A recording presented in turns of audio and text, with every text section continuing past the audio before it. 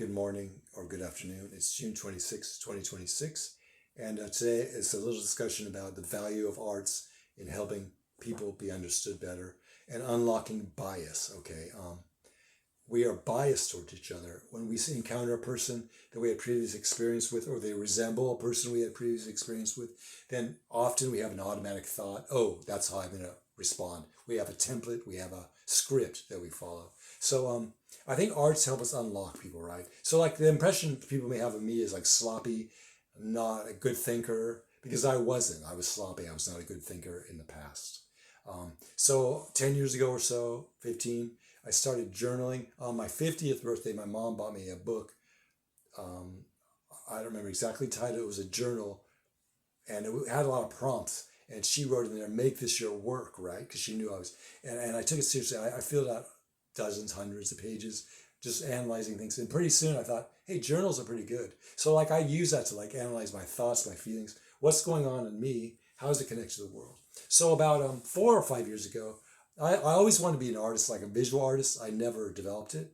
4 or 5 years ago, I was on a NAMI, National Alliance for Mental Illness peer group online during COVID.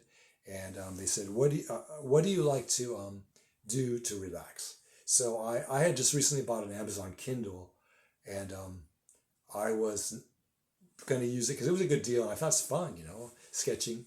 And I practiced, and when they asked me, what do you do to relax? I said, I'm going to sketch. So I started sketching, and I was okay. I got better and better. Digital sketches, I bring them to Photoshop. So let me show you what I did last night, or the night before. I wake up pretty early, 3 or 4. I started sketching. Actually, the night before I started, and I got up at 3 or 4 and completed some of these. I was working with composer portraits that I found online.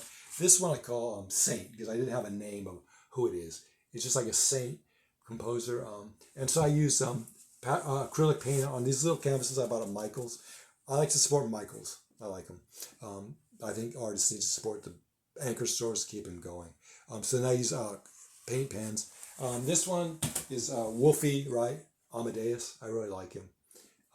These are the best arts I've done. Like it took me a long time to get to this level of the textures. It's really satisfying to get to that level. I think a problem people make is training people in arts, right?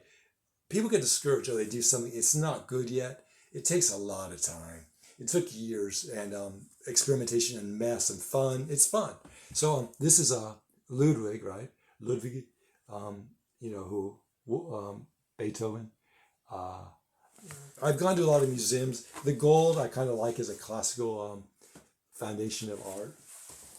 And this one I call Johann. I started doing Bach, right? There's many Bachs. There's like a whole bunch of Bach families that did the music. Johann Sebastian, I guess, is the most famous.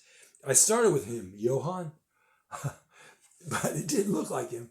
So he had the fancy curls and stuff, like he had a good hairdresser, or what do they call a wig maker? A wig maker. So I called it Johann, and coincidentally, it might be Lady Gaga, right? Joanna is her name, so it's ambiguous. So these are fun. So I guess I could go into a little essay real quick. So unintended First Amendment consequences are a big problem, but I don't think we should, we need to make people more aware. Like, I think a good course in grade school or junior high is like, what happens if you use the First Amendment wrong? But does that mitigate people to the point where they won't use it at all and they're too risky? I think that's where we're at now. Like, Yelp was a bad idea. By the way, I've never left a bad Yelp review. So if that happened, it's not me. And I've never left anything defamatory online about a public person. Look at my blogs. I try to be constructive, build up musicians constructively. I have 3 blogs, and I've never done that. So if that's happening, doubt it, okay? Somebody's doing it to screw me up. We're talking about risk management. Well, I learned my mistake when I made communication errors.